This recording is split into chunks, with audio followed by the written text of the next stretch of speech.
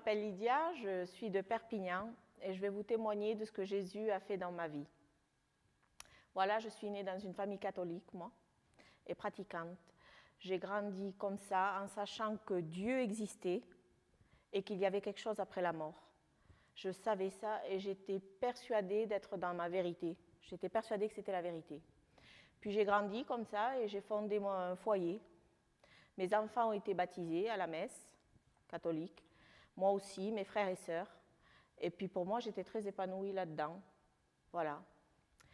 Puis une année est venue, il y a à peu près 5 ans, 7 ans de ça, entre 5 et 7 ans, on a eu une année très difficile. On a eu une année où la maladie, le cancer a frappé très fort chez nous. Et on a perdu beaucoup de personnes. On a perdu 3 oncles d'affilée, dans la même année quasiment. Et dans la foulée, c'est ma mère aussi qui est tombée malade.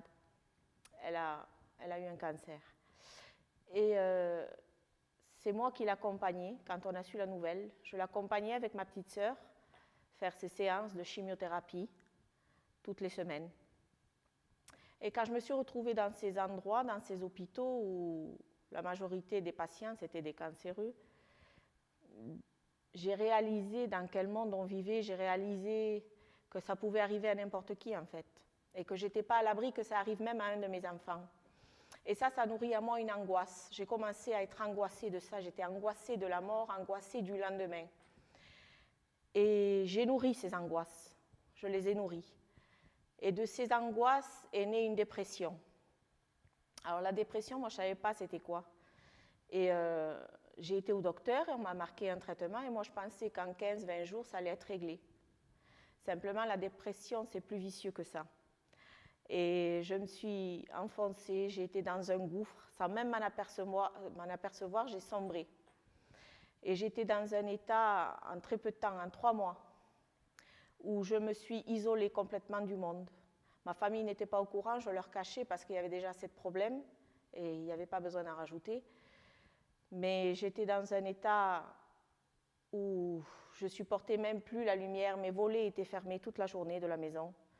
Et je faisais le matin quand je me levais juste ce que mon devoir de femme au foyer me demandait de faire, c'est-à-dire mon ménage, à manger pour mes enfants et c'est tout. Je n'avais plus aucune conversation avec personne, ni avec mon mari, ni avec mes enfants. Ils me voyaient errer dans la maison comme un zombie toute la journée, voilà, avec mes cachets. Et ça a duré 3 ans et demi. 3 ans et demi, c'est long, c'est très long dans cet état. Et un jour, mon compagnon, qui était fatigué de me voir dans cet état, m'a dit « Écoute Lydia, pas loin de chez nous se tiennent des réunions évangéliques. Tu vas y aller parce que moi j'ai des copains qui y vont et ils m'ont témoigné de ce qui leur a passé, des problèmes très graves ils ont eu et ça a résolu tous leurs problèmes. Alors je pense que là-bas tu as trouvé ta solution. » Donc quand il m'a dit ça, ça m'a presque, j'ai pris ça comme une insulte parce que c'était comme si il me disait « Tu ne connais pas Dieu » alors que je priais, j'étais catholique, donc Dieu pour moi je le connaissais. Et je l'ai pris un peu comme, voilà, je l'ai mal pris. Mais il m'a dit « Mais tu vas y aller quand même. Ne sois pas comme ça radical. Va voir ce qui se passe en dehors. » Et je l'ai écouté, j'ai été dans une réunion évangélique. Et j'ai découvert une autre façon de prêcher l'évangile. J'ai découvert des cantiques de joie. J'ai découvert quelque chose d'agréable. Moi qui étais habituée à me taire dans la messe, c'est comme ça, c'est toujours, il faut se taire, il faut que ce soit silencieux, il faut que ce soit pieux. On prie dans sa tête, on ne prie pas à haute voix. Et là, je découvrais tout ça. Et pour moi, c'était un mystère. Je ne comprenais pas tous ces gens qui criaient à Dieu, tous ces gens qui parlaient en langue. Pour moi, c'était presque insultant, c'était blasphématoire aux yeux de Dieu, parce que pour moi, on priait Dieu, on ne se présentait pas devant Dieu comme ça, aussi simplement. Et je n'ai pas compris la première fois. Donc, je suis partie, et un serviteur qui était là m'a dit « Écoute, j'ai vu que tu avais peur et j'ai vu que tu as craint.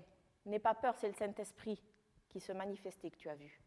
Il faut que tu reviennes, persiste, viens, tu verras. » Et je l'ai écouté.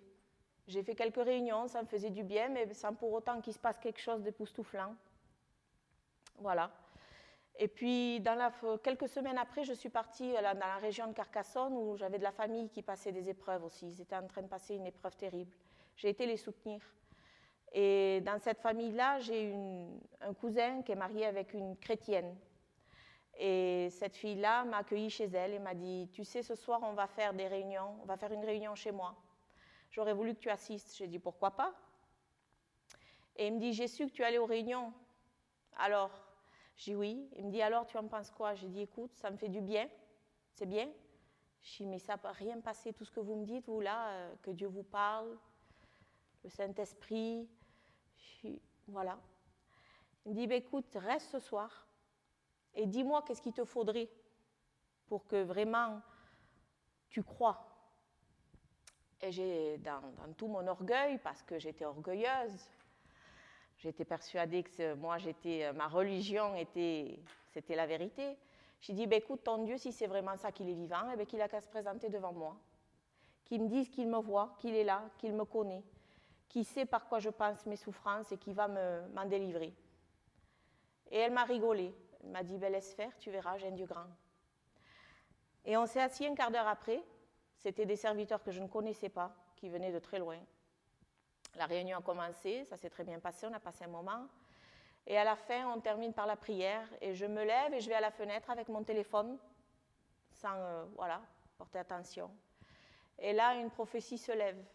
Cette prophétie, c'était la femme du serviteur qui l'a dite. Je ne la connaissais pas, cette femme. Et la prophétie disait, toi qui me demandais, me voici. Je suis ton Dieu. Je connais tes souffrances. Je t'aime et je t'en délivrerai. Le téléphone m'a radicalement tombé des mains.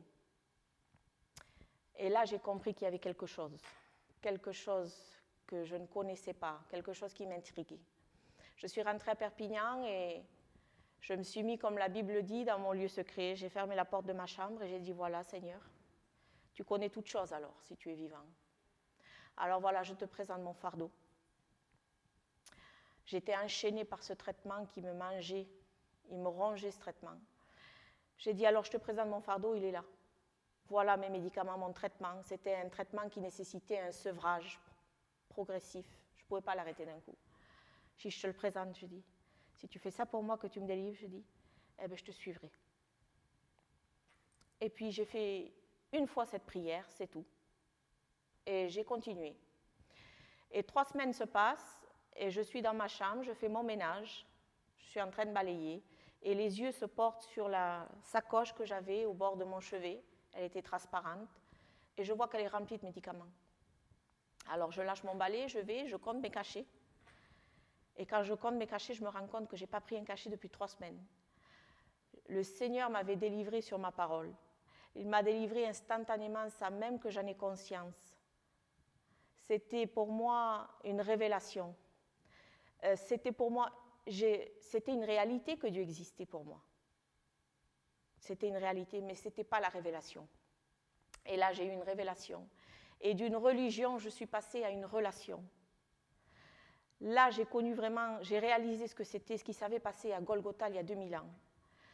J'ai réalisé ce que Jésus était capable. J'ai réalisé que le bras de Dieu était vivant. J'ai réalisé de sa puissance. J'ai continué mes réunions. Je me suis acheté une Bible. Et c'était comme si j'avais déjà lu la Bible, mais c'était comme si je relisais la Bible, comme si je comprenais tout, comme si un voile était tombé de mes yeux. Je comprenais la parole. Dieu me donnait à avoir des révélations sur la parole. Et sans même aucun effort, le Seigneur a tout nettoyé. J'avais des statues devant lesquelles je me prosternais. C'était épuisant de prier devant ces statues. Du jour au lendemain, j'ai réalisé le ridicule de ça. J'ai pris ces statues, je les ai mis dans un sac poubelle et je les ai broyées. Je les ai jetées au conteneur. J'avais compris de quoi mon Dieu était capable. C'est quelque chose que je vous invite à faire. L'importance d'être ouvert, d'avoir une vision ouverte et d'aller voir ce qui se passe autour. Parce que nos croyances ne sont pas toujours justes. C'est ça, en allant voir. Si je n'avais pas été voir, je ne me serais pas rendu compte que j'étais dans l'erreur. Mais Dieu est grand. Dieu nous appelle, il y a des appels sur nos vies. L'appel est pour nous, mais la gloire est pour lui. Donc voilà, je vous invite, toi qui me regardes, je ne sais pas quel est ton problème, si c'est de l'angoisse, si tu passes par un deuil, peu importe la maladie, le bras de Dieu n'est pas trop court pour bénir. Que Dieu te bénisse.